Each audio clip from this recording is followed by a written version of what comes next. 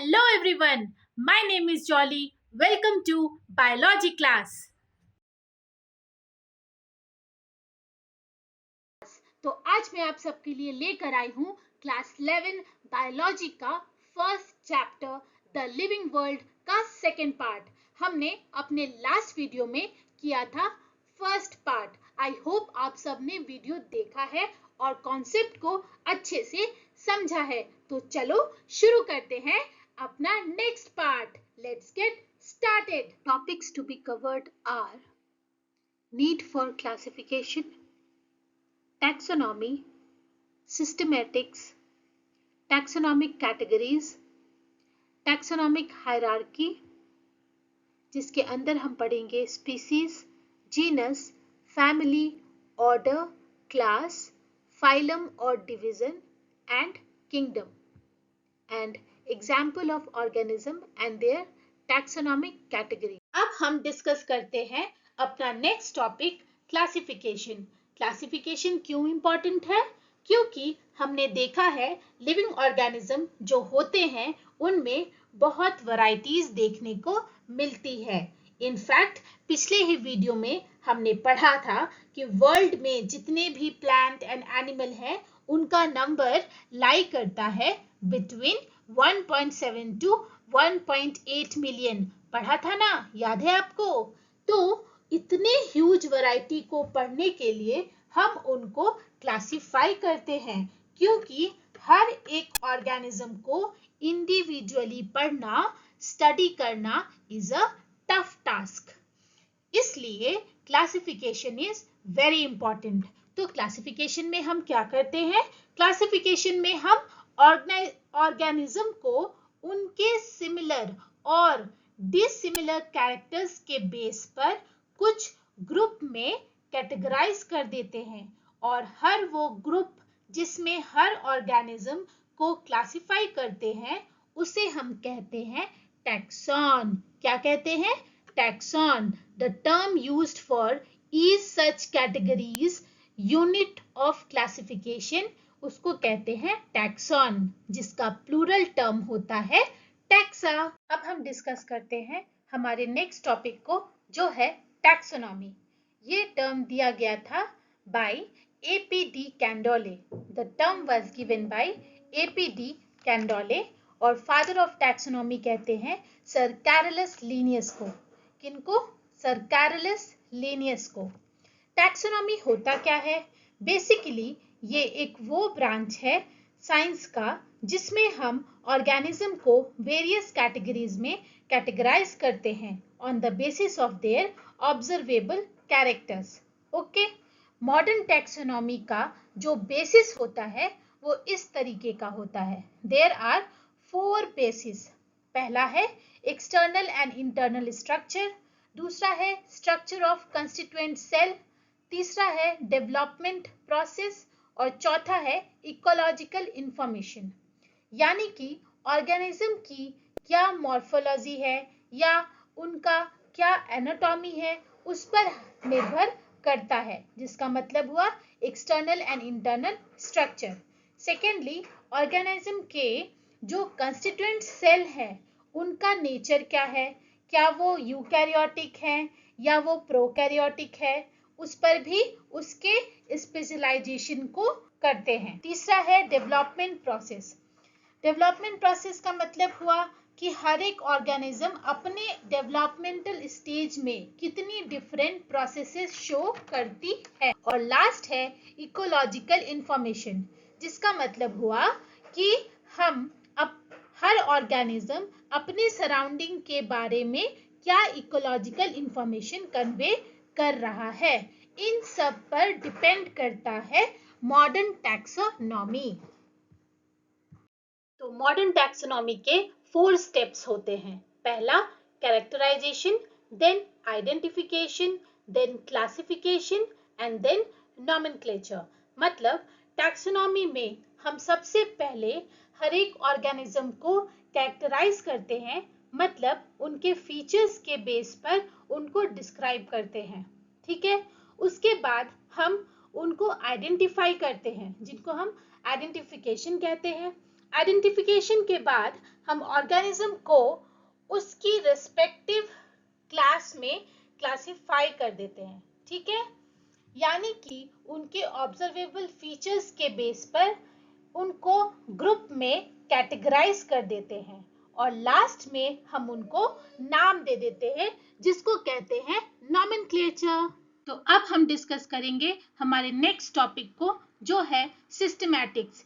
Systematics basically एक Latin term से derived होता है विच इज सिस्टमा, जिसका मतलब होता है सिस्टमैटिक अरेंजमेंट ऑफ ऑर्गेनिज्म। किसका अरेंजमेंट? Of organism. इस टर्म को पहली बार यूज किया था सर कैरोलस लिनियस ने। अपने पब्लिकेशन में उन्होंने इसे एज अ टाइटल यूज किया था। उनके टाइटल का नाम था सिस्टमा नेचुरा। बेसिकली सिस्टमैटिक है क्या? सिस्टमैटिक एक ब्रॉडर ब्रांच है टैक्सोनॉमी का, जिसमें कि हम ऑर्गेनिज्म की टैक्सोनॉमी के साथ साथ उसके फाइलोजेनेटिक रिलेशनशिप को भी कंसिडर करते हैं। फाइलोजेनेटिक का मतलब क्या हुआ? फाइलोजेनेटिक का मतलब हुआ थ्योरी ऑफ इवोल्यूशन, उनके एंसेस्टर्स। फाइलोजेनेटिक का मतलब होता है इवोल्यूशनरी रिलेशनशिप, जिसमें दो डिफरेंट ग्रुप ऑफ ऑर्गेनिज्म के बीच में कोई कॉमन एंसेस्टर्स रहा है या नहीं रहा है, या वो बिल्कुल अलग ही एक ग्रुप बना है।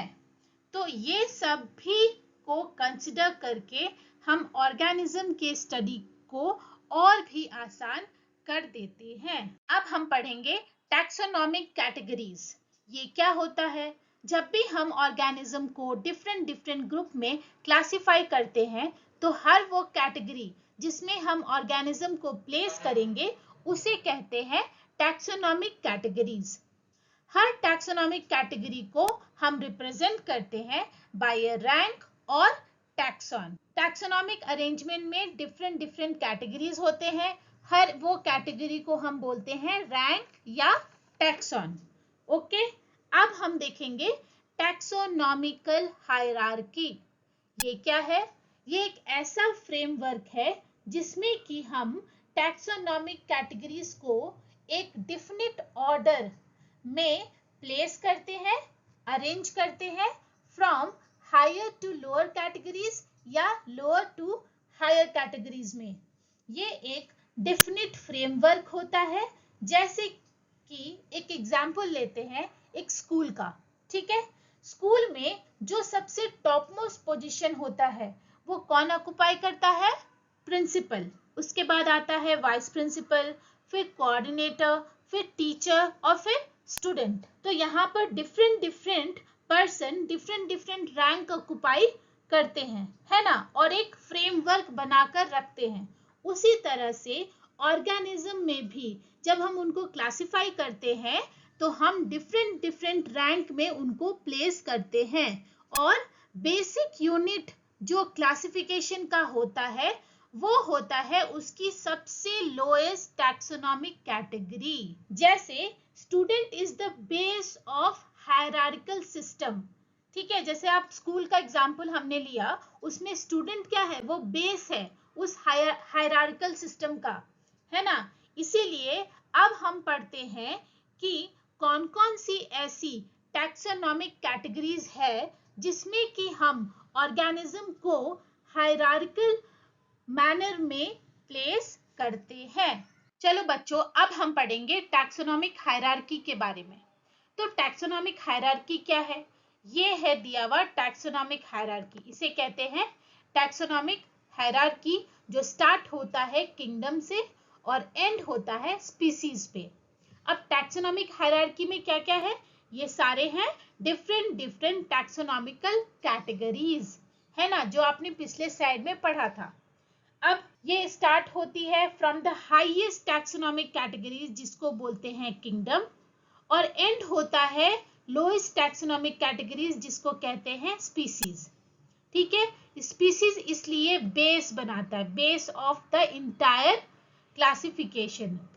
हमें इसे इसी ऑर्डर में याद करना है।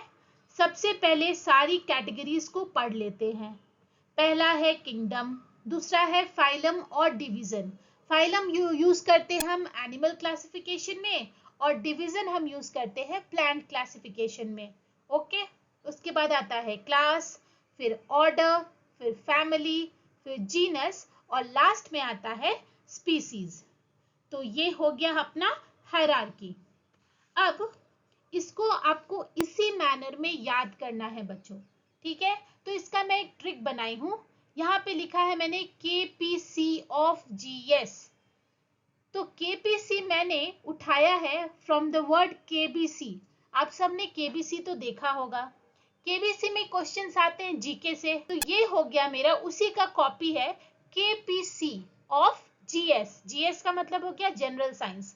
तो K हो गया किंगडम, P हो गया फाइलम, C हो गया क्लास, O हो गया ऑर्डर, F हो गया फैमिली, G हो गया जीनस और S हो गया स्पीसीज। ओके, आप इसको नोट डाउन करके इसी तरीके से आप भी याद कर सकते हो।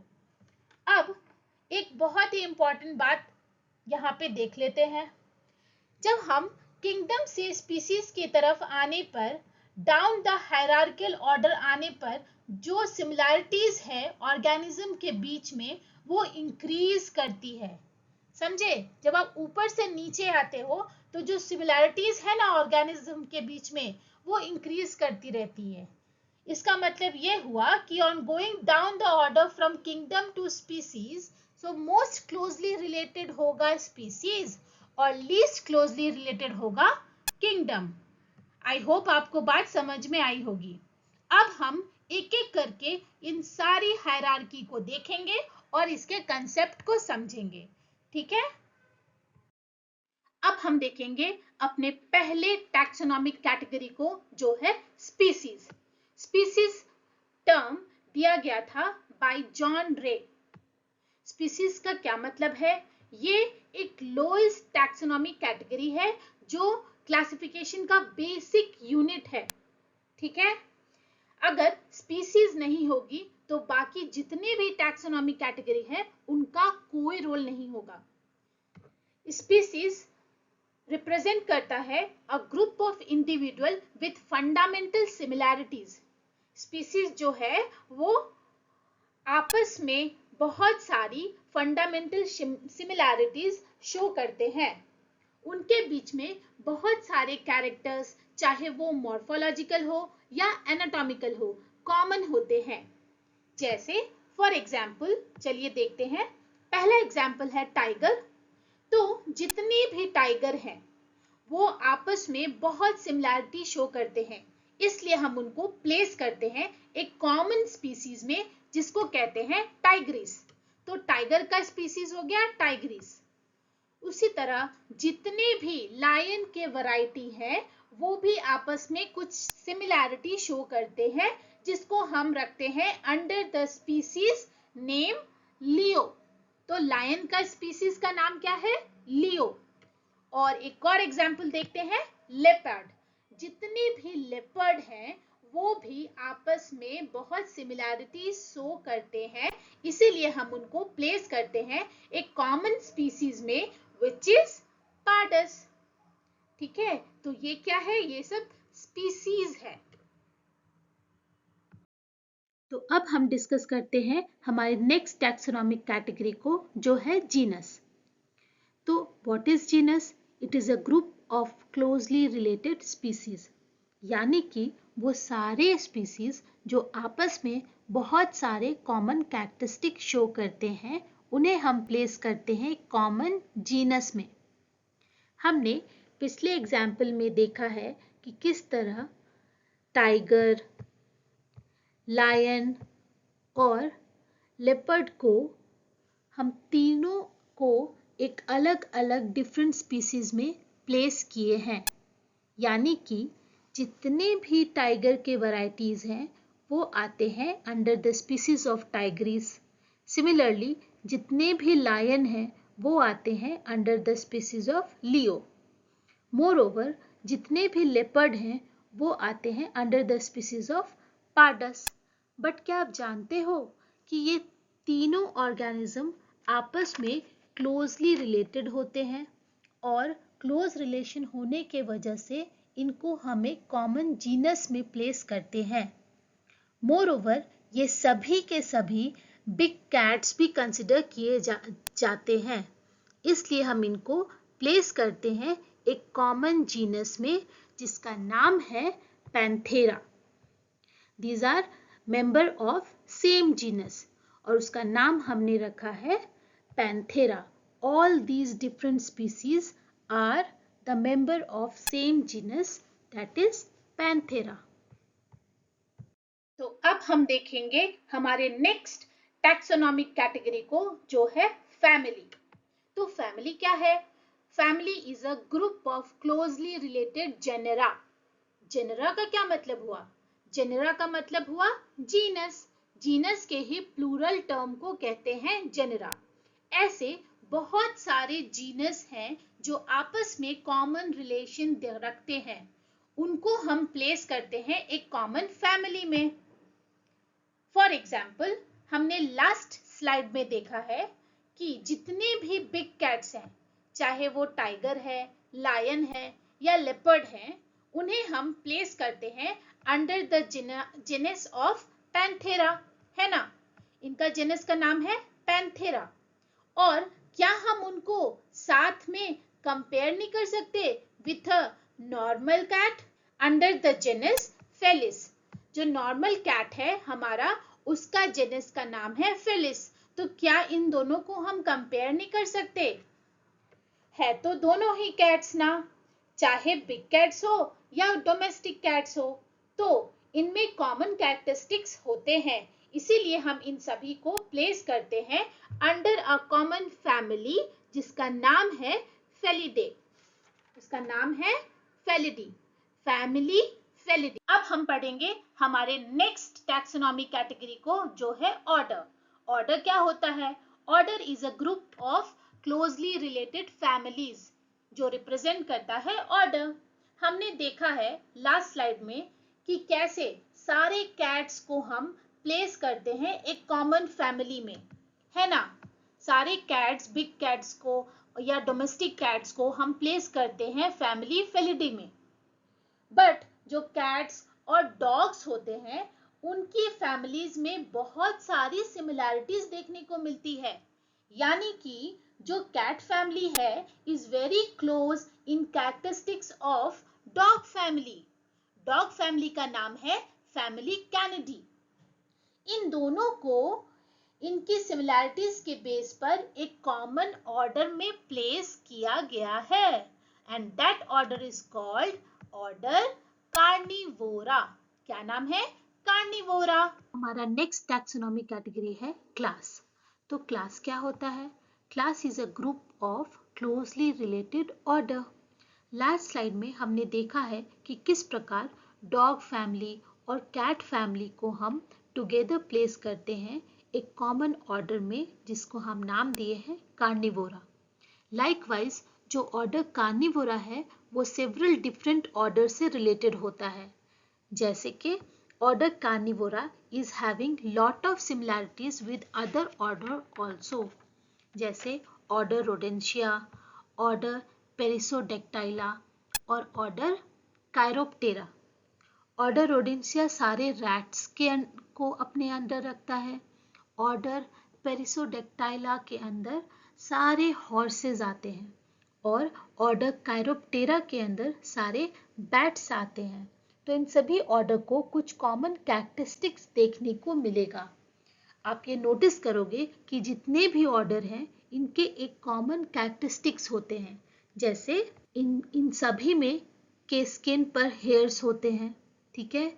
इनके ईयर पिन्ना विजिबल होते हैं। इन सभी एनिमल्स को मेमोरी ग्लैंड्स होते हैं और ये सभी ऑर्गेनिज्म विविपैरस होते हैं। विविपैरस का मतलब ये बर्थ कर सकते हैं टू देयर यंग वंस, ठीक है?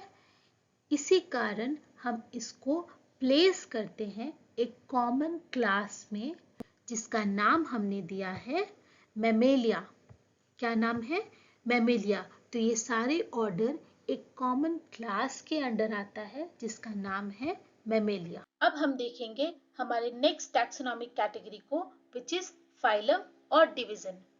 Phylum is a group of closely related classes. Animal के केस में हम उनको फाइलम कहते हैं और प्लांट के केस में हम उनको डिवीजन कहते हैं। तो ये सारे के सारे डिफरेंट ऑर्गेनिज्म जो हम डिफरेंट ऑर्डर में देखे थे, उनको हमने क्लास मैमेलिया में पुट किया था, हमने पिछले स्लाइड में देखा था। तो क्लास मैमेलिया से ही रिलेटेड बहुत सारे ऑर्गेनिज्म हैं जो कि कॉमन कैरेक्टरिस्टिक्स शो करते हैं, जैसे क्लास स्पीसीज जिसमें सारे फिश आते हैं, फिर क्लास एम्फीबिया जिसमें सारे के सारे फ्रॉग और टोड्स आते हैं। तो ये जो तीनों क्लास है, ये सारे ऑर्गेनिज्म एक कॉमन कैरेक्टरिस्टिक शो करता है, जैसे कि उनमें उन सब में वेंट्रल नर्व कॉर्ड प्रेजेंट होता है और उन सब के पास नोटोकॉर्ड प्रेजेंट होता है। इसीलिए हम उनको एक कॉमन फाइलम में प्लेस करते हैं जिसका नाम है कॉर्डेटा। ठीक है। सिमिलरली हम प्लांट के केस में देख लेते हैं कि जैसे डिफरेंट टाइप ऑफ प्लांट है, मोनोकॉट और डाइकॉट, उनको हम रखते हैं अंडर द डिवीजन ऑफ एम्ब्रायोफाइटा। ठीक है, यहाँ पे हम डिवीजन का यूज करते हैं जो इंक्लूड करता है ऑल द मोनोकॉटिलेडन एंड डाइकॉटिलेडन प्लांट। एम्ब्रायोफाइटा का मतलब हुआ वो लीव करता है लैंड पे। तो चलो बच्चों, अब हम देखेंगे अपना हाईएस्ट टैक्सोनॉमिक कैटेगरी जो है किंगडम। किंगडम क्या है? It is a group of closely related phyla. Okay, plant के केस में हम कहते हैं डिवीजन और एनिमल के केस में हम कहते हैं फाइला और फाइलम। ठीक है, मैंने पहले भी कहा है ये हाईएस्ट टैक्सोनॉमिक कैटेगरी है। तो चलिए एक एग्जाम्पल देखते हैं। अभी तक हमने जितने भी एनिमल्स देखे हैं वो सभी को हम क्या कहते हैं? वो सभी फाइलम कॉर्डेटा के अंदर आता है। क्यों भाई? क्योंकि उसमें नोटोकॉर्ड्स प्रेजेंट होते हैं। लेकिन कुछ ऐसे भी एनिमल्स हैं जिन्हें हम कहते हैं नॉन कॉर्डेटा, क्योंकि इसमें नोटोकॉर्ड्स नहीं पाए जाते हैं। लेकिन ये दोनों एनिमल्स तो होते हैं ना, वो सभी एनिमल्स हैं, इसलिए उन सभी एनिमल्स को हम प्लेस कर देते हैं एक कॉमन किंगडम में, जिसे कहते हैं किंगडम एनिमेलिया। क्या कहते हैं? Kingdom animalia. तो अब हम देखते हैं एग्जाम्पल ऑफ सर्टेन ऑर्गेनिज्म और उसके टैक्सोनॉमिक कैटेगरीज को। आप अपने नोटबुक और एक पेन लेकर बैठ जाइए और मेरे साथ इस टेबल को ड्रॉ करिए, क्योंकि ये बहुत ही इंपॉर्टेंट। यहाँ पर दोनों ही एग्जाम्पल प्लांट्स का। पहला है मैंगो। तो चलिए देखते हैं मैंगो का साइंटिफिक नेम क्या है। मैंगो का साइंटिफिक नेम होता है मैंगीफेरा इंडिका। सब लोग लिखिए, मैंगीफेरा इंडिका। और वो किस किंगडम में आता है? क्योंकि ये प्लांट है तो किंगडम में आता है प्लांटे। और इसका फाइलम होता है, सॉरी डिवीजन होता है, ये प्लांट है तो हम इसको डिवीजन कहेंगे। इसका डिवीजन होता है एंजियोस्पर्मे। एंजियोस्पर्मे क्यों बोलते हैं? क्योंकि ये फ्लावरिंग प्लांट होता है। ठीक है, और ये कौन से क्लास में आता है? ये डाइकोटिलेडनी क्लास में आता है, क्योंकि इसके सीड में 2 कॉटिलेडन होते हैं। और इसका ऑर्डर होता है सेपिनडेल्स। क्या होता है? सेपिनडेल्स। और उसके फैमिली का नाम होता है एनाकार्डियेसी। इसको आप इसी तरह से अपने कॉपी में प्लीज टेबुलर फॉर्म में बना लीजिए। नेक्स्ट है व्हीट। तो व्हीट का साइंटिफिक नेम होता है ट्रिटिकम एस्टिवम। क्या होता है? Triticum aestivum. और ये भी प्लांट है तो किंगडम प्लांटे में आता है। इसका डिवीजन होगा एंजियोस्पर्म में, क्योंकि ये फ्लावरिंग प्लांट है। ये भी एक फ्लावरिंग प्लांट है। और इसका क्लास होता है मोनोकॉटिलेडनी। क्यों? क्योंकि इसके सीड में एक कॉटिलेडन होता है। और इसका ऑर्डर होता है पोल्स। क्या नाम है? पोल्स। और ये कौन से फैमिली में पाया जाता है? पोएसी। ओके, तो आप इसको सेम टू सेम अपने कॉपी में नोट कर लीजिए। और इसको याद करने के लिए आप जहां भी पढ़ते हो उसके सामने इसको स्टिक कर लीजिए। और डेली जब भी आपको इस पे नजर आपको दिखेगी तो आपको ये रिवाइज होते रहेगा। जिससे आपको ये आसानी से याद हो जाएगा। अब हम देखते हैं एग्जाम्पल ऑफ सर्टेन एनिमल्स और उनके टैक्सोनॉमिक कैटेगरीज को। ठीक है, यहाँ पे दोनों एनिमल है, मैन और हाउस फ्लाई। तो चलिए देखते हैं मैन का साइंटिफिक नेम क्या होता है। मैन का साइंटिफिक नेम होता है होमो सेपियंस। चलिए नोट डाउन करिए, होमो सेपियंस। और वो कौन सा किंगडम में आता है? मैन एक एनिमल है तो वो किंगडम होता है एनिमेलिया के अंडर। और ये कौन से फाइलम में आता है? ये आता है कॉर्डेटा फैमिली फाइलम में, क्योंकि मैन में नोटोकॉर्ड्स प्रेजेंट होते हैं जो लेटर रिप्लेस हो जाते हैं वर्टिब्रल कॉलम में, है ना। इसलिए हम इसको रखते हैं फाइलम कॉर्डेटा में। फिर मैन का क्लास क्या होता है? वो होता है मेमेलिया क्लास में प्रेजेंट, और उसका ऑर्डर होता है प्राइमेटा, और उसका फैमिली होता है होमिनिडे। जब भी आप किसी जूलॉजिकल नोमेनक्लेचर या टैक्सोनॉमिकल हायरार्की को पढ़ेंगे और उसमें देखेंगे कि वो एंड कर रहा है with the suffix DAE, D, that means we are talking about family. ठीक है, इस बात को नोट कर लीजिए। अब हम देखेंगे हाउस फ्लाई के टैक्सोनॉमिक कैटेगरीज को। ठीक है, हाउस फ्लाई का साइंटिफिक नेम होता है मस्का डोमेस्टिका, और ये भी एक एनिमल है तो इसका किंगडम होता है एनिमेलिया, और ये आता है फाइलम आर्थ्रोपोडा के अंडर। क्यों? क्योंकि ये सारे ऑर्गेनिज्म के जॉइंटेड लेग्स होते हैं।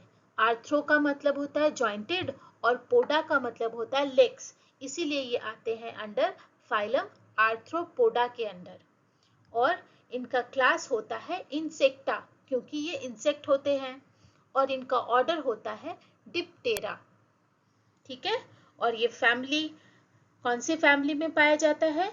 इनका फैमिली का नाम है मसाइडी। ओके, तो आप इसको नोट डाउन कर लीजिए और आप इसको डेली रिवाइज करिए ताकि आप इसको कभी ना भूलें, क्योंकि ये बहुत इंपॉर्टेंट है और हमेशा निट के एग्जाम में और आपके एकेडमिक्स में भी पूछे जाते हैं। आई होप आपको टॉपिक्स अच्छे से क्लियर हुए होंगे। अगर हुए हैं तो do leave a like and please subscribe my channel. For more videos you can press the bell icon. आप कमेंट सेक्शन में मुझसे डाउट पूछ सकते हो और मुझे फीडबैक भी दे सकते हो ताकि मैं अपने वीडियोस को इम्प्रूव कर सकूं। Till then, thank you for watching. Stay curious. Bye bye.